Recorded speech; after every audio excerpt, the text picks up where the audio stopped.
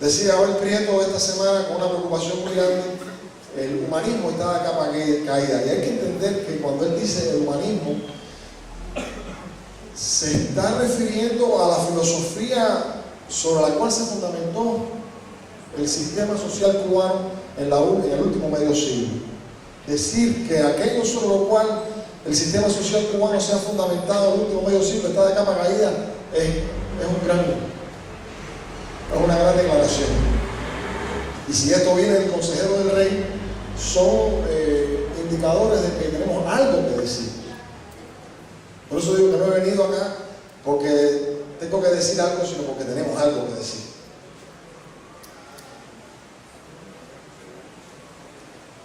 Él estaba preocupado con el tema de los valores. Decía, el hiperrelativismo del posmodernismo ha acabado con nuestros valores. Yo creo que Cuba se acabó con los valores un poco antes, porque yo creo que todavía el posmodernismo no ha llegado a Cuba. Todavía está por ver, mañana vamos a ver en el taller que voy a compartir si nosotros hemos llegado al modernismo o no, mucho menos al posmodernismo. Pero la solución al problema que él está presentando probablemente podría encontrarse si uno comenzara a hacer preguntas básicas, como ¿de qué valores estás hablando? Porque uno de los problemas que más desorienta a Cuba es que se habla mucho de rescatar valores, pero no se menciona qué valores queremos rescatar. Y si estás hablando de rescatar valores, podemos preguntar si el rescatarlos es porque los tuvimos. Y si los tuvimos, ¿cuándo los perdimos? ¿Y cómo fue que los llegamos a tener?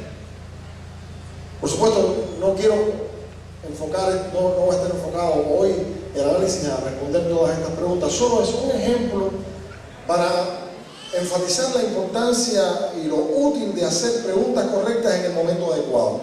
El video que vimos hace un momentico se comenzó con una pregunta clara: ¿qué es una iglesia misional? Y después, a partir de eso, surgieron otras preguntas. ¿Qué de la gente que no viene a esta iglesia? ¿Cómo podemos alcanzarlo? Y yo creo que si vamos a lograr algo, Darwin, en esta cumbre, tendríamos que hacernos preguntas claves y tratar de contestarlos lo más genuinamente y lo más sinceramente que se pueda. Hoy quiero presentarles una pregunta y la respuesta bíblica a esa pregunta. Creo que cuando uno se enfrenta a esta pregunta y haya la respuesta bíblica, eso orienta la vida del individuo, define lo que nosotros creemos e impacta definitivamente a la iglesia. La pregunta que nos ocupa en esta noche es: ¿quién es Jesús? Y por cierto, me gustaría que al finalizar, si se pudiera, volvemos a cantar esta última canción,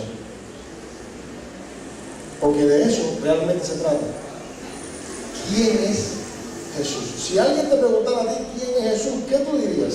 ¿Qué tiene que ver un judío que murió en el Medio Oriente hace 20 siglos con un muchacho de la Cuba del siglo XXI?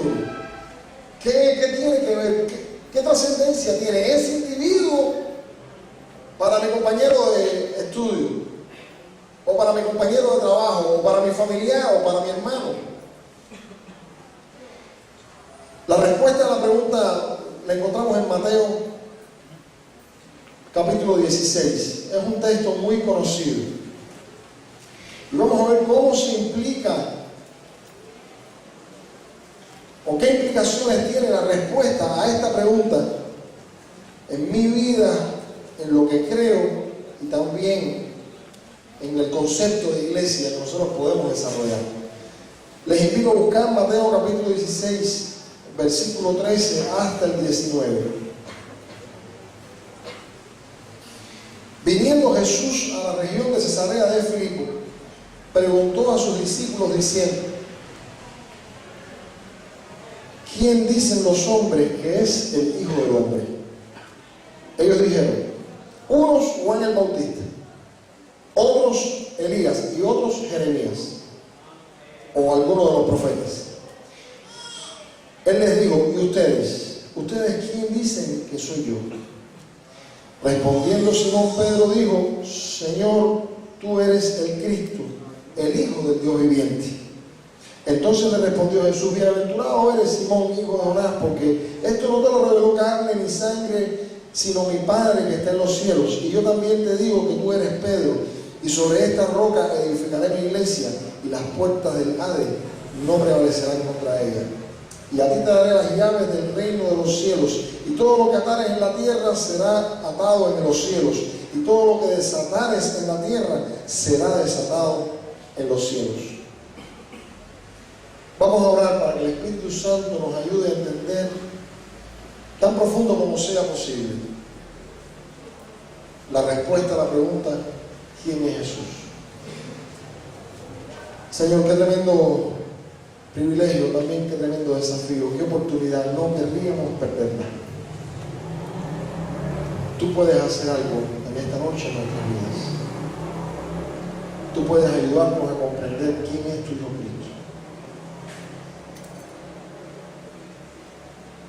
Y una respuesta instruida por aquel que envió tu Hijo para enseñarnos, el Espíritu Santo, puede transformarnos de manera permanente. Que en tu misericordia, que es nueva cada mañana, ocurra eso en el corazón de muchos esta noche. En el nombre de Jesús. Amén. ¿Quién es Jesús? Cuando Cristo estaba casi que terminando su ministerio y sabía que los discípulos iban a estar a punto de privarse de su presencia, hizo esta pregunta para recalibrar el ministerio de ellos y reorientarlos hacia dónde deberían dirigirse. No hay una pregunta tan crucial como esta en todo el ministerio de instrucción de Jesucristo a sus discípulos. De hecho, hay algunos teólogos que dicen que aquí comienza la eclesiología del Nuevo Testamento. Precisamente en este punto donde se halla la respuesta a esta pregunta. Cuando Jesús le preguntó esto a los discípulos, ellos dijeron: bueno, algunos dicen que tú eres Juan el Bautista, porque muchos veían a Jesucristo en su impacto moral.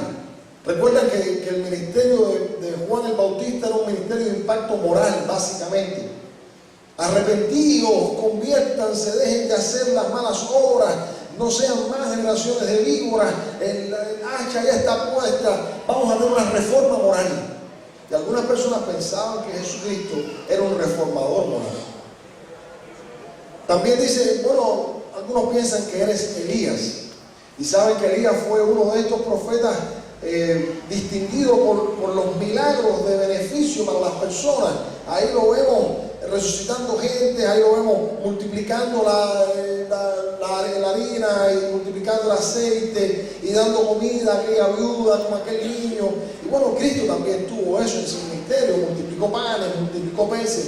Y algunos pensaron, bueno, Jesús es este individuo que viene a traer solución a nuestros problemas terrenales. O algunos de los profetas. Básicamente se pensaba en Isaías, que era este profeta mesiánico, y en Jeremías, que hablaban de un mundo mejor que es posible. Y Cristo pregonaba a este mundo, este reino que estaba viviendo, esta diferencia de modo de conducta de las personas, y siempre se identificó a Jesucristo con todo eso. Pero obviamente la respuesta a esta pregunta no era suficiente. Así que les pregunto, bueno, ¿y ustedes? ¿Quién dicen ustedes que soy yo? Y viene Pedro y da en el clavo. Y dice: Jesús, tú eres el Cristo. Ahora, tendremos que entender lo más que podamos qué significa que una persona sea el Cristo. Cristo es la palabra, en griego podríamos decir también el Mesías, el prometido, el Salvador, la persona que trae solución al problema de la humanidad, al problema holístico de la humanidad. Y como dijimos el año pasado en nuestra conferencia, la solución de Jesús como Cristo, como Mesías, llega tan profunda como llegó el pecado. Y el pecado llegó a afectar los problemas terrenales, por eso en Elías hacía falta. El pecado llegó también a afectar los problemas morales. Por eso Juan el Bautista hacía falta. El pecado llegó a impactar y a quebrantar todo el sistema social. Por eso profetas como Isaías y Jeremías hacían falta. Pero en Jesús, como Cristo, se resume la solución a todos esos problemas. Como dice Juan, siempre ha habido muchos falsos cristos. Y uno de los síntomas o marcas del último tiempo es que va a haber cada vez más falsos cristos, más anticristos, más personas que pretenden ser la solución al problema de la humanidad. En nuestro contexto latinoamericano sabemos que esto es el pan diario. Nosotros que somos tan caudillistas y que somos tan crédulos también al problema de la humanidad, o sea, lo que la gente dice que es la solución al problema social, nos vamos con la de trapo, nos vamos siempre detrás de cualquiera que dice yo soy la solución. Y hemos visto en nuestra nación lo lamentable que ha sido endiosar a una persona. Y lo estamos viendo también, muy lamentablemente, en otras naciones, a las que Cuba también ha exportado esta manera de pensar, endiosando a individuos. Ahora, lo que quiero que quede claro es que en este texto hay una sola gran razón por la que Jesús es el Cristo. Una razón o un argumento que ningún otro ser humano ha cumplido y ningún otro ser humano jamás podrá cumplir. La primera pregunta Jesús la formula diciendo: ¿quién dicen ustedes que es el Hijo del Hombre?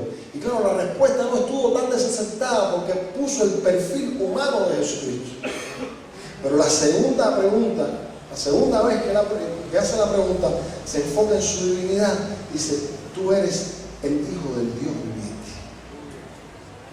Jesús, de quien estamos preguntando quién es Él, es el Cristo por una sola gran razón. Es el Hijo del Hombre y es el Hijo del Dios viviente. Es el único individuo en toda la historia del universo que puede comprender el dolor humano y a la vez comprender la divinidad. Esta unión hipostática o dos naturalezas en un solo individuo nunca ha sucedido ni volverá a suceder a no ser en la persona de Jesús.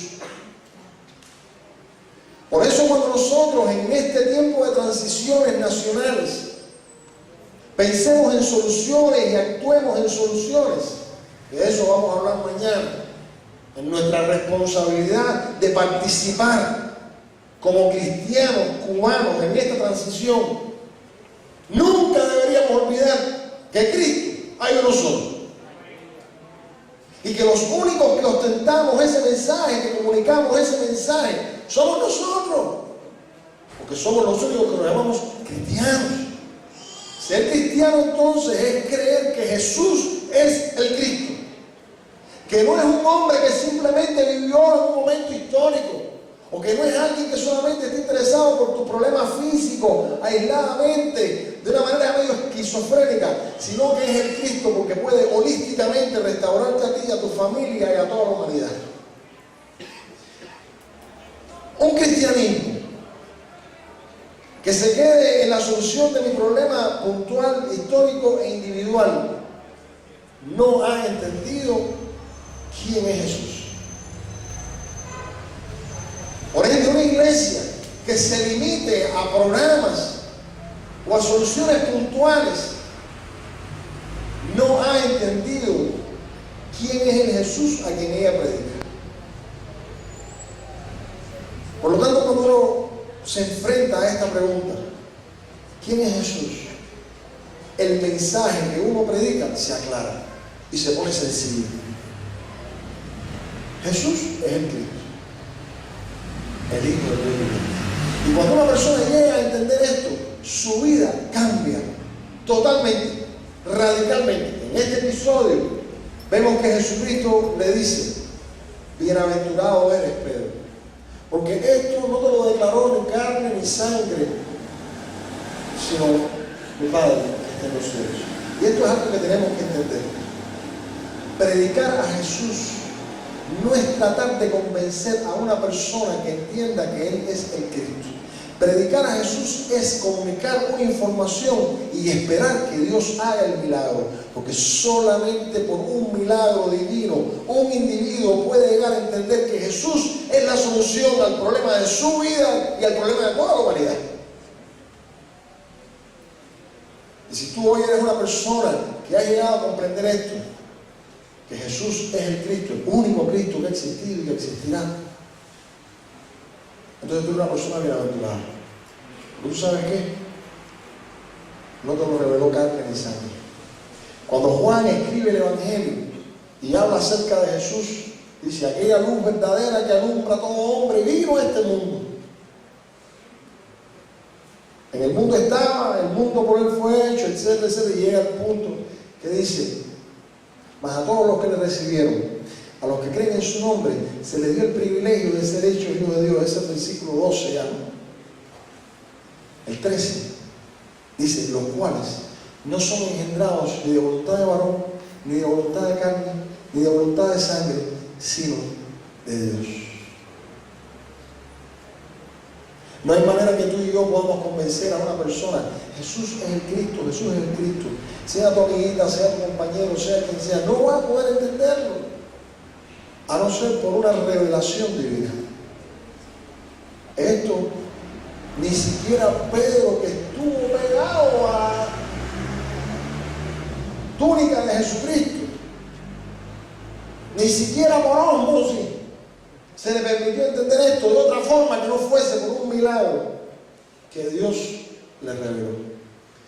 Esto entonces nos lleva a hacer entender que cuando nosotros comunicamos el Evangelio, y el Evangelio, la buena noticia, no es otra cosa que Jesús es el Cristo, ese es el Evangelio, que hay un Cristo que de verdad existió, que comprende al hombre y que comprende a Dios y que une al hombre con Dios. Cuando uno comunica el Evangelio, entonces no está tratando de arrancar una declaración de fe, que yo creo que es uno de los errores que más hemos estado cometiendo en el último tiempo en Cuba. Pensando que porque una persona repita como papagayo una oración, ya por eso comprendió que Jesús era el Cristo. Pero no te afanes.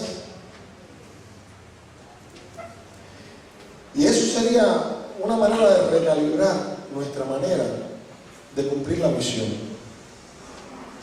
¿Qué es lo que estoy pretendiendo? Números. ¿Me estoy convirtiendo en un proselitista?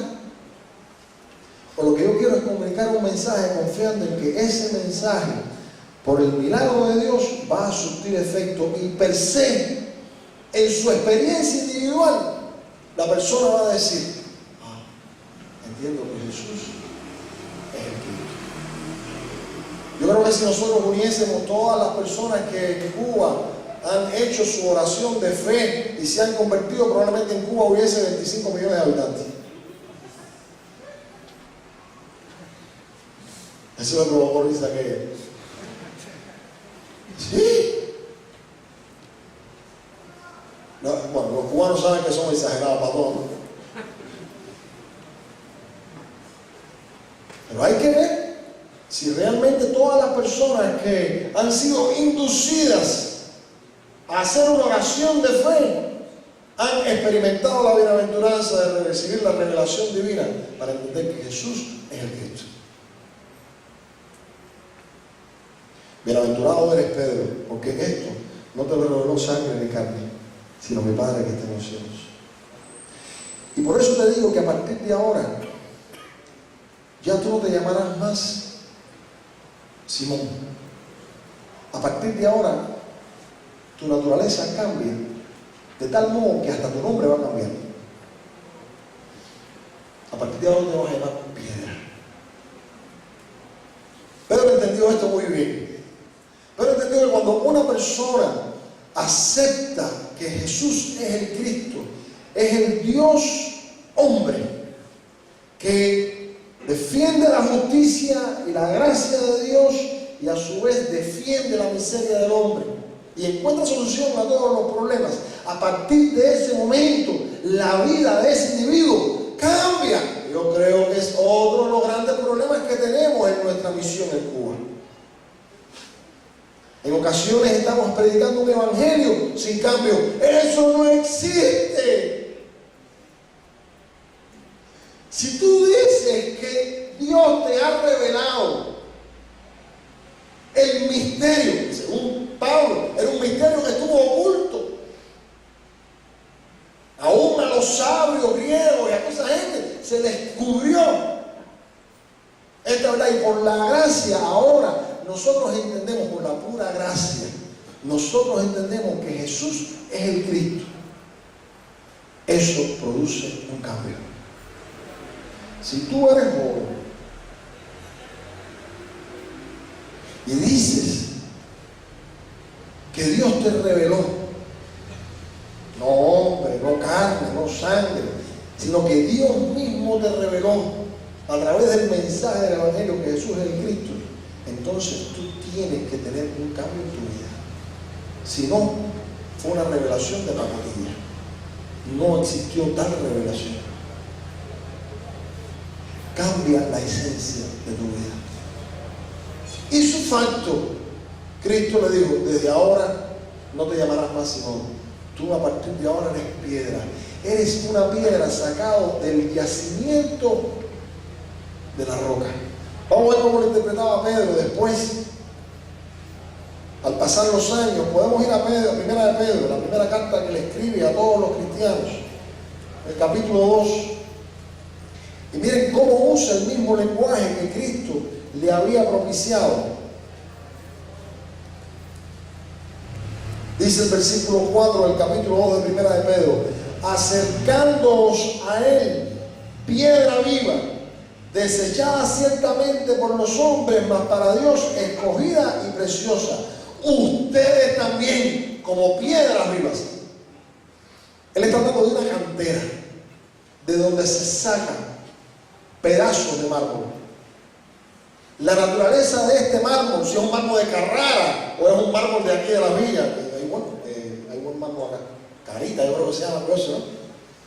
Se sabe de dónde salió, porque este mármol, nada más que está en Carrara, así está en la Cuchinchina, salió de ahí y se identifica la naturaleza.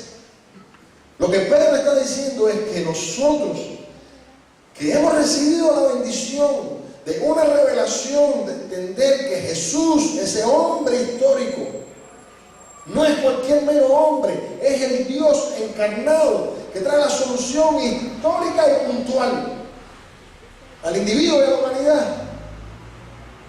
Entonces su naturaleza cambia, porque eso te impacta. Segunda a los Corintios capítulo 3 dice: nosotros somos transformados de gloria en gloria en la misma imagen de aquel que nos creó. Fíjense, toda la carrera bíblica es llevar al hombre a la restauración de la imagen que perdió en un momento determinado. Y la única forma que hay de restaurar esa imagen que perdimos, cuenta nuestro pecado, es tener un encuentro con el Mesías. Un encuentro espiritual con ese Jesús que te cambia tu naturaleza. Todo el resto de las Escrituras, todo el resto del Nuevo Testamento, lo que hace es martillar de una forma y de otra, usando todo tipo de metáforas, que tú y yo no somos los mismos. Que si nosotros recibimos la revelación de quién es Cristo, nuestra vida cambió. Y así como Pedro entendió esto por un milagro y fue transformado, tú y yo vamos a entender que Jesús es el Cristo. Y vamos a ser transformados a la imagen de Jesucristo. Y no solo esto, sino que uno es insertado en la iglesia, porque Cristo le dice, Jesús le dice a Pedro: desde ahora ya tú no te llamarás más Simón, te llamarás piedra, porque tienes esta naturaleza. Y vas a ser insertado en la iglesia. Que es otro problema que tenemos con nuestro concepto misionero. Se individualizó tanto el Evangelio que algunas personas llegaron a pensar que se puede ser cristiano sin pertenecer a la iglesia. Eso no lo entiendo. No puedo ser cristiano en mi casa. No lo entiendo. No, es que no has entendido quién es Jesús. Porque quien entiende quién es Jesús, indefectiblemente cambia el idioma. De mí a nuestro. De yo a nosotros. Cambia inmediatamente tu manera de pensar. Porque somos parte del pueblo. ¿Quién dicen los hombres que soy yo? No, Juan el Bautista, Elías, un profeta. ¿Y ustedes? ¿Quién dicen ustedes que soy yo? Ah, tú eres el Cristo, porque eres el Hijo del Dios viviente. Bienaventurado eres Pedro, porque esto no te lo reveló sangre ni carne, sino mi Padre que está en los cielos. A partir de ahora no te llamas Simón, te llamas Pedro y tú formas parte de la iglesia. Como se aclaran las cosas cuando uno responde una pregunta crucial. ¿Quién es Jesús? Si respondes que Jesús es el Cristo, es porque te lo reveló. Eso produce un cambio de naturaleza en tu vida y formas parte de la iglesia.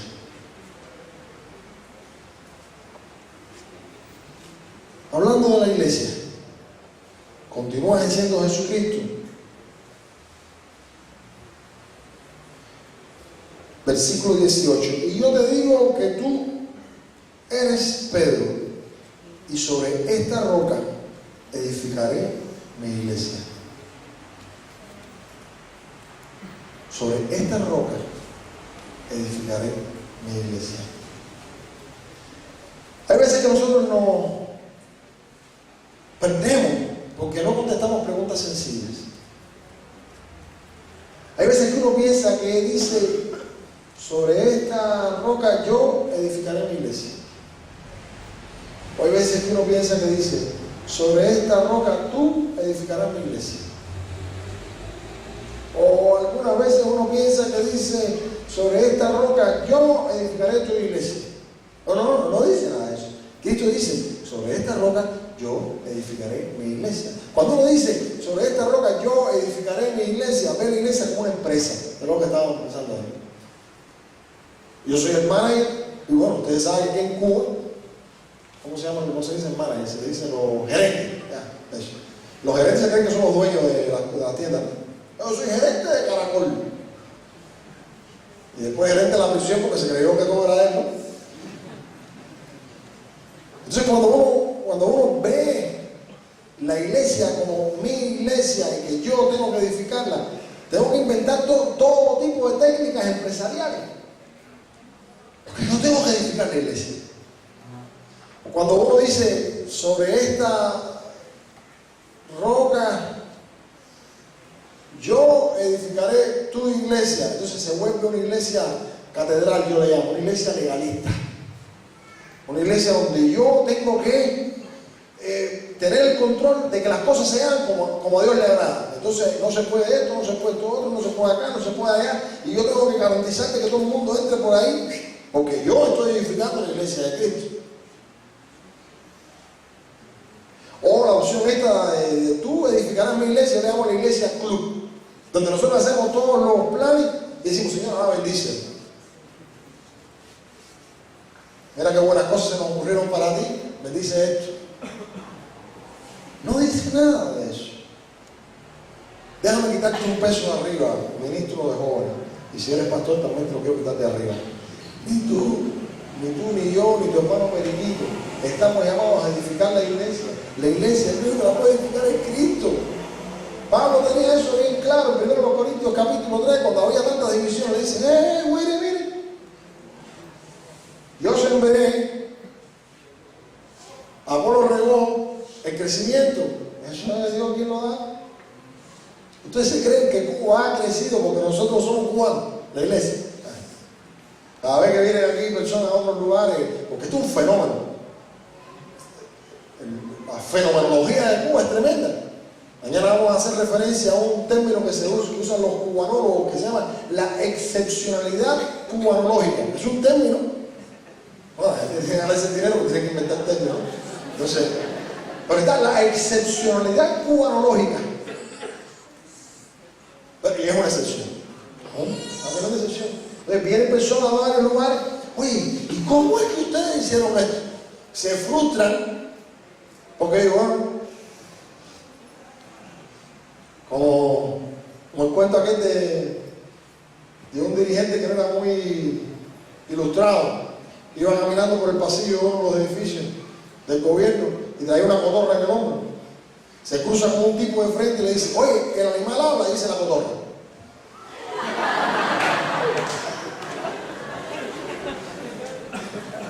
Entonces me pregunta, oye, ¿ustedes cómo hicieron esto? Y yo digo, ni sé.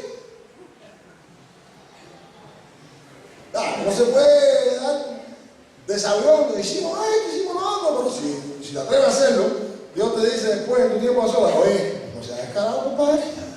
Yo sé muy bien que esto se ha hecho a pesar de ustedes.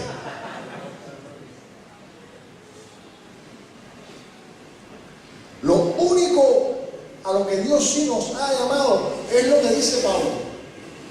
Yo, como perito arquitecto, puse el fundamento. Eso sí. Y eso es lo que Cristo le está diciendo a Pedro. Encárgate de que esta roca sea el fundamento sobre el cual se edifiquen las iglesias. Pongan ese fundamento y ustedes verán como la iglesia crece. Crece sólida.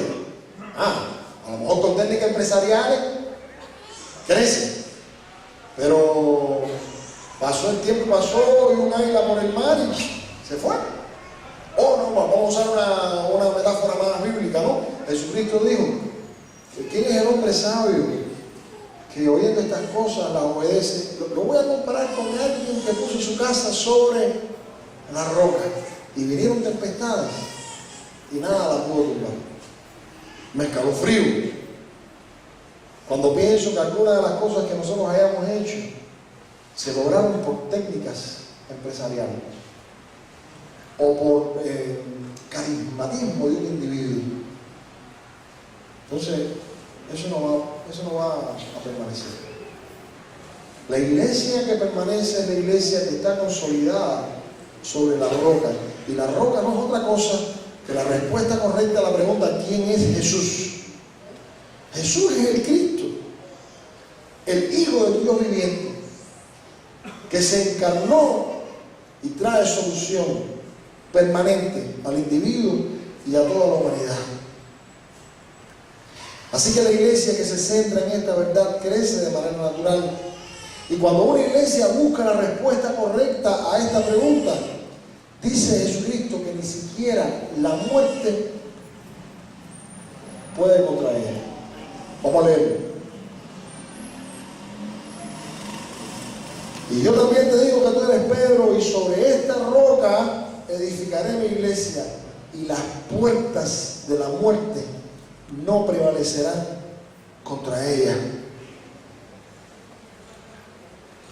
Las puertas de la muerte no prevalecerán contra ella. Solo el Evangelio contiene la luz para abrir las tinieblas en medio de este mundo. Por eso Jesucristo dice, yo soy la luz del mundo, ustedes son la luz del mundo. Miren, todo el mundo está de acuerdo que el mundo está en tinieblas, ¿no? El mundo está en tinieblas. Y Cuba, los apagones, se pone más en tinieblas. Con las tinieblas tenemos dos opciones. O nos ponemos bravos con ellas, o alumbramos. Dos opciones.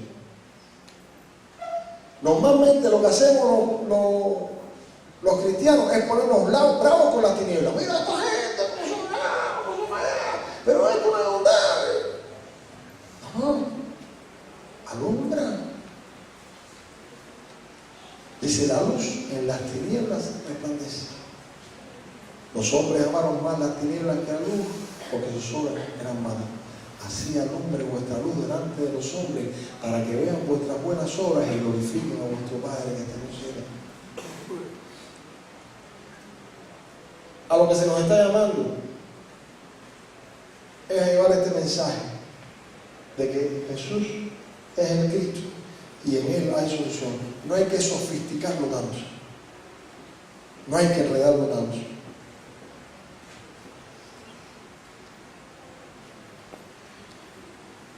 Efesios capítulo 3, versículo 10.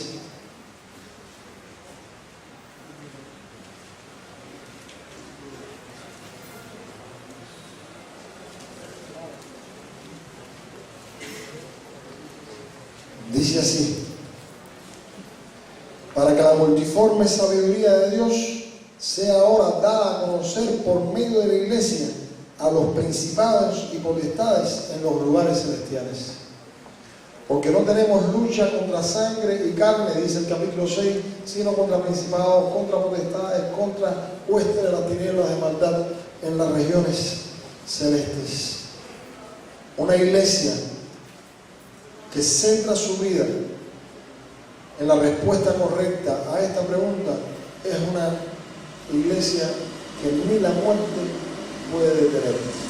Cuando nosotros predicamos el Evangelio, cuando nosotros le decimos a una persona: Jesús, este que murió en la cruz, es el que puede dar solución a todos los problemas, incluyendo el tuyo, nosotros estamos rescatando a la persona de la muerte.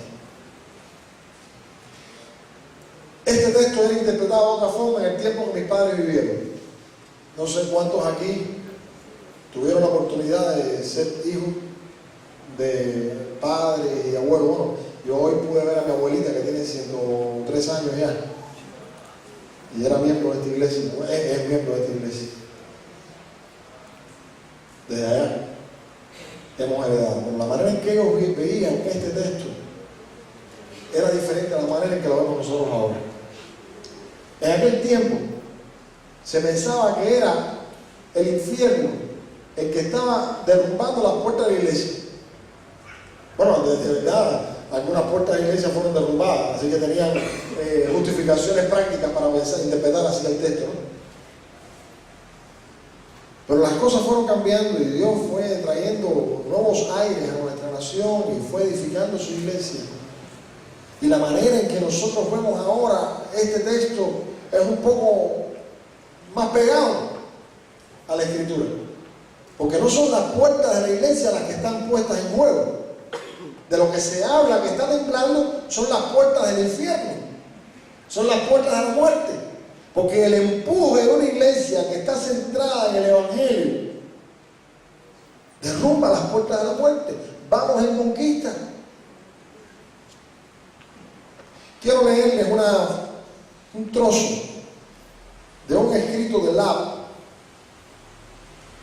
un teólogo holandés, que escribió un libro que se titula El Evangelio del Reino, está en español y lo recomiendo.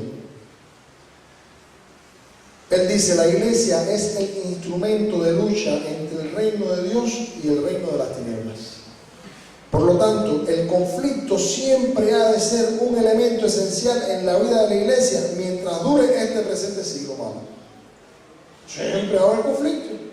Una iglesia que se relaja, una iglesia que ya no tiene conflicto, una iglesia que ya piensa que todo es luz alrededor, una iglesia que está embarcada, ¿no? Que no dejó de responder correctamente a la pregunta: ¿quién es Jesús?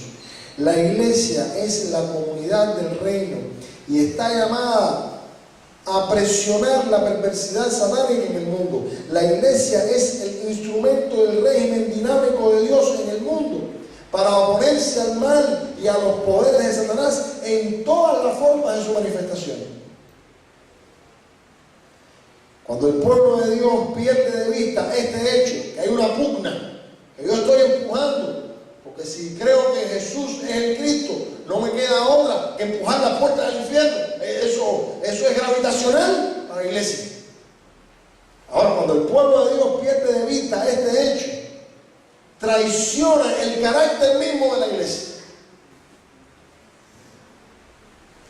Me preocupa que de pronto estemos tan entretenidos acá adentro que se nos olvidemos que hay una guerra allá afuera. Y cuando eso suceda, vamos en picada y muestra una evidencia de que olvidamos hacernos la pregunta elemental: ¿quién es Jesús? Somos el foco de un conflicto, continúa diciéndola, entre el reino de Dios y la maldad satánica.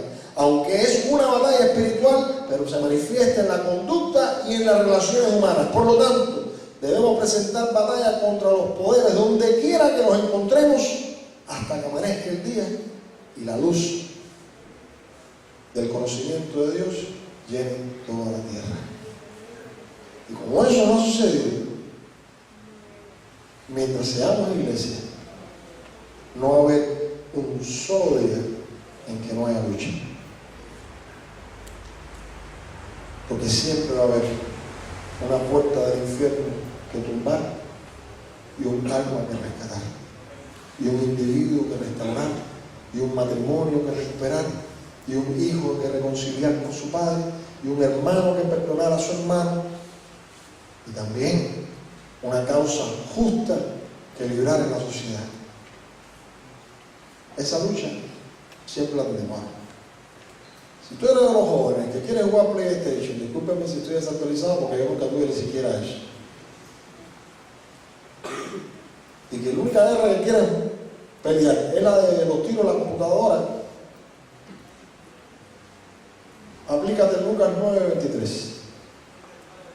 Si alguno quiere ser mi discípulo, niéguese a sí mismo, tome su cruz cada día y sígame. Si no, no está apto para eso.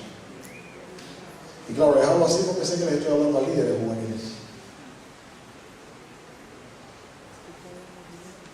Se espera que ustedes estén dentro de esa categoría.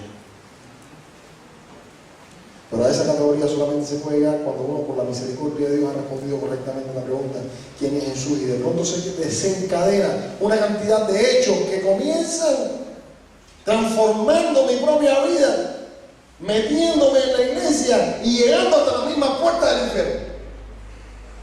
A no quedarme allá, por supuesto, sino para rescatar a la gente y hacer que el reino se adelante.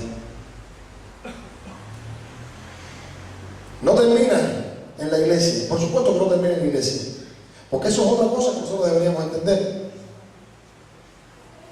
El fin de toda esta historia no es la iglesia, el fin de toda esta historia es el reino. No se habla de la iglesia, se habla del reino. Cristo vino a establecer el reino. Él no dijo: aquí llegué a plantar una iglesia. Él dijo: el reino de los cielos se ha acercado. La iglesia es meramente un instrumento. La iglesia no es el fin, es el medio. Y cuando la iglesia se convierte a sí misma en el fin, entonces Dios la quita del medio, porque dejó de ser el medio. Si no, pues vayamos a Apocalipsis y verán la amenaza de los candeleros quitados, porque iglesias dejaron de ser instrumentos de Dios y quisieron convertirse en fin en sí mismos. Termino leyéndoles entonces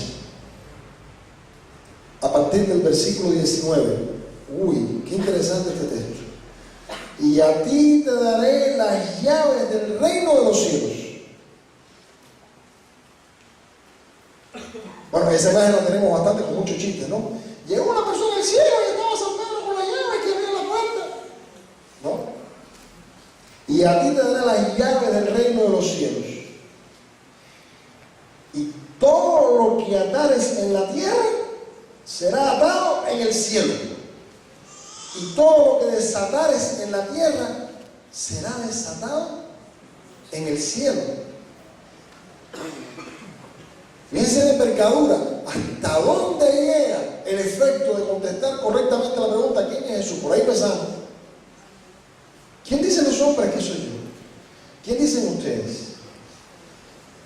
Si tú, por la misericordia de Dios, llegas a entender que Jesús es el Mesías, el solucionador de este conflicto humano,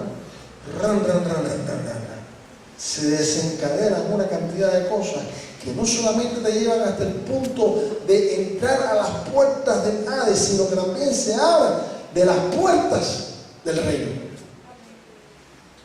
Y mientras estemos aquí en esta tierra, todo lo que estamos haciendo tiene repercusión eterna, para bien o para mal. Porque todo lo que atare será atado y todo lo que desatare será desatado. Uno dice: bueno, eso es una responsabilidad de Pedro solamente. No. Vamos a ver qué es lo que dice en el próximo capítulo, Mateo 18:18. De cierto os digo, le dice entonces a todos los discípulos que le rodeaban, que todo lo que atéis en la tierra será atado en el cielo, y todo lo que desatéis en la tierra será desatado en el cielo. No era esto solamente una prerrogativa petrina. Esto era una responsabilidad que comenzó a concatenarse para todos los creyentes. Yo lo veo de esta manera.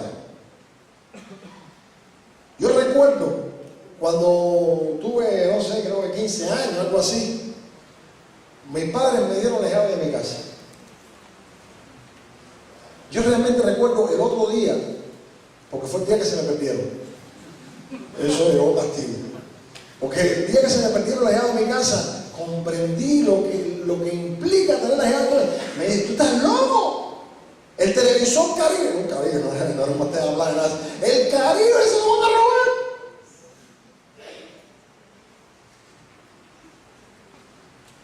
Era lo único, ¿no? Pero era bastante.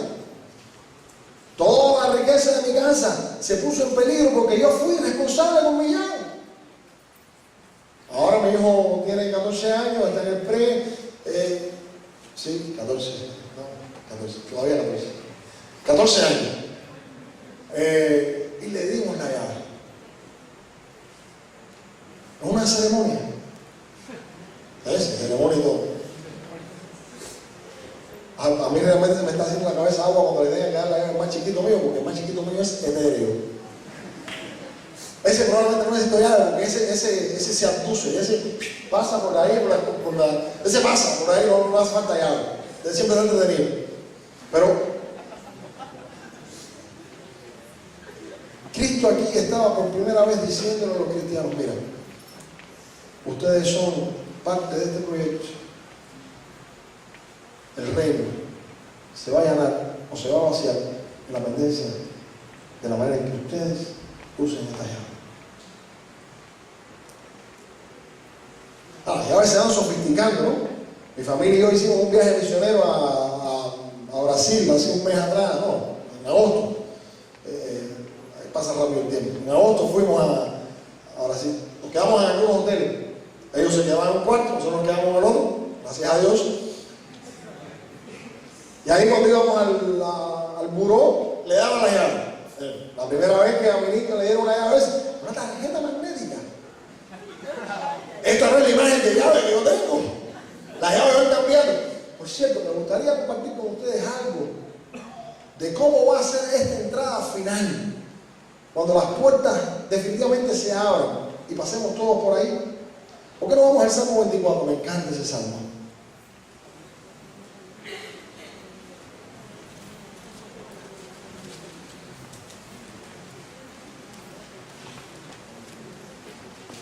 Salmo capítulo 24. Si no te lo sabes, recuerda que está después del 23, ¿no? Sí, porque el 23 que no se lo sabe.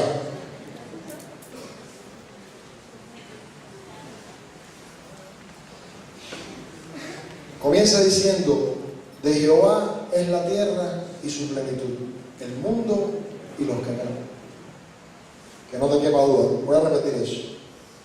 Del Señor es la tierra y su plenitud, el mundo y todos, toditos los que habitan en él. Porque Él fundó esa iglesia sobre los mares, ese mundo sobre los mares, y la afirmó sobre los ríos, su poder creador y su poder protector.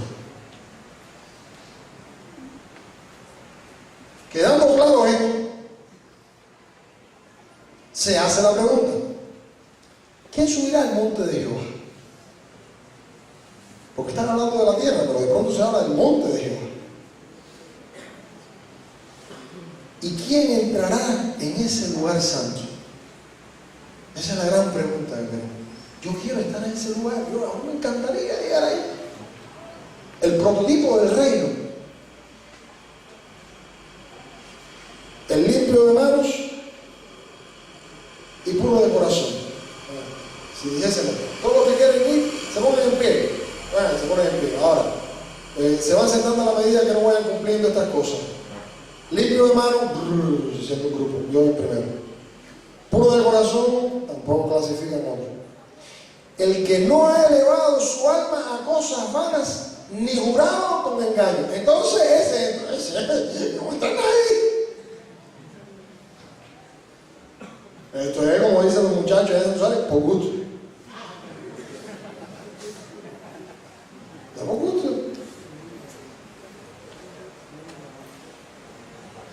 Esa persona que entra allí recibirá bendición de Jehová y justicia del Dios de salvación. Ahora, pero dice que hay una generación que cumple esas características. Tal es la generación de los que lo buscan, de los que buscan tu rostro, oh Jacob. Así que hay una generación esperando entrar ahí, pero las puertas tienen que abrir. Comienza en el versículo 17 diciendo: alcen, oh puertas, vuestras cabezas, y alzaos vosotras puertas eternas, para que entre el Rey de Gloria. Y pregúntame allá, ¿quién es ese? Aquí puede entrar nada más gente de manos puras, corazón sin engaño, mente perfecta. Ese no se encuentra en ningún lado. ¿Quién es ese? Jehová. Yo no sé qué haría los tíos de Jehová con esto, no. Jehová el fuerte y valiente. Jehová el poderoso en batalla. Así que acaban de abrir las puertas y vuelven a preguntar para estar seguros: ¿quién es este Rey de Gloria? Jehová de los ejércitos. Él es el Rey de la Gloria. ¿Saben qué?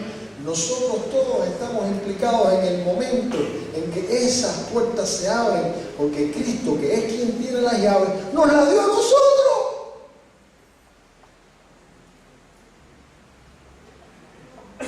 Como dice Pánfilo, enseña la manillita, ¿no? La manillita del...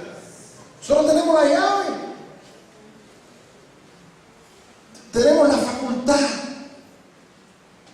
Porque por la misericordia de Dios entendimos que Jesús es el Cristo, el Hijo de Dios. Y a partir de ese momento todo cambió. A partir de ese momento ya no se trataba más de mí, se trataba de nosotros. A partir de ese momento no se trataba ni siquiera de la iglesia, se trataba del reino. A partir de ese momento se implicaba que hay gente en el infierno y hay que sacarla para que forme parte de esta generación de los que buscan el rostro de Jehová.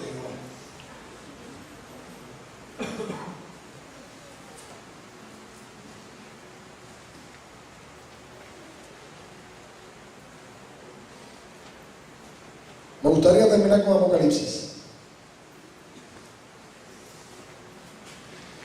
Miren lo que dice Apocalipsis, capítulo 1. Es esta visión que Juan tuvo de Jesucristo, donde Él se identifica como el alfa y el omega, el principio y el fin.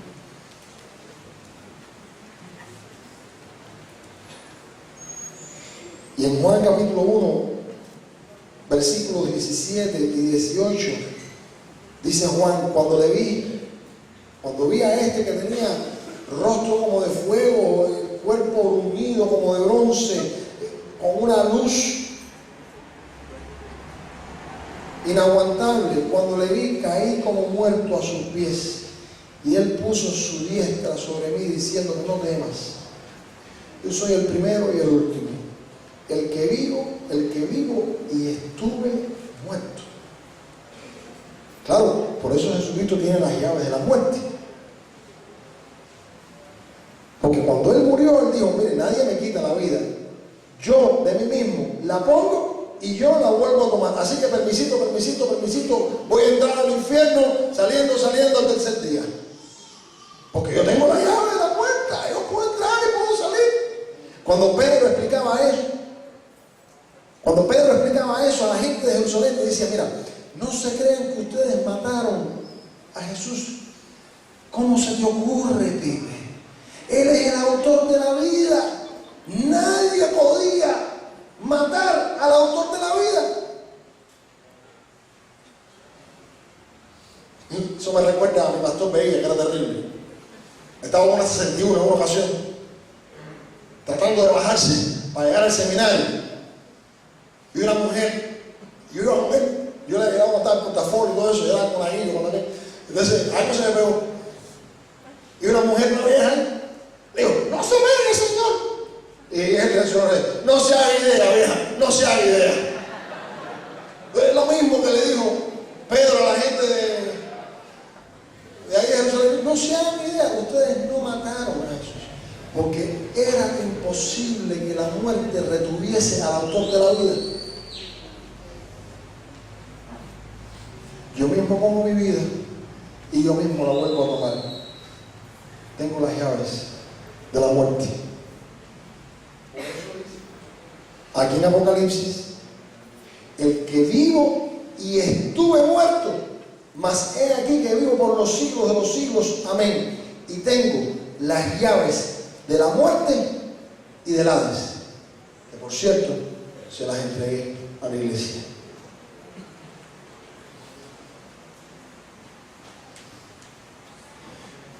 Vamos a terminar esta idea de Apocalipsis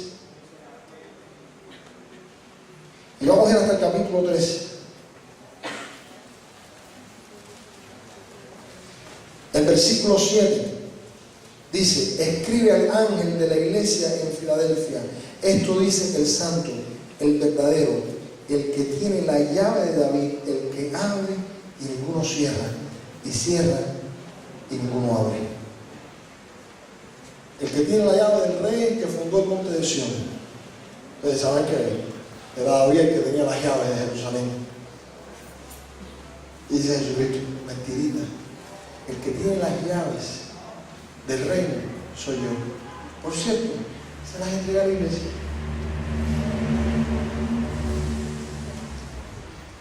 Esta semana tenemos un gran desafío. No sé cómo lo vamos a lograr, pero en el nombre de Jesucristo lo vamos a lograr. Ustedes son todos líderes juveniles. Y yo sé que tienen 1000 rollos en la cabeza. Yo soy padre de 3 juveniles y tengo 5000 rollos en la cabeza. Vamos a ponerlo sencillo. Enfoquémonos en las preguntas esenciales. Una de las preguntas esenciales, a mi juicio la pregunta crucial: ¿quién tú dices que eres? La manera en que tú respondas esa pregunta va a determinar tu ministerio.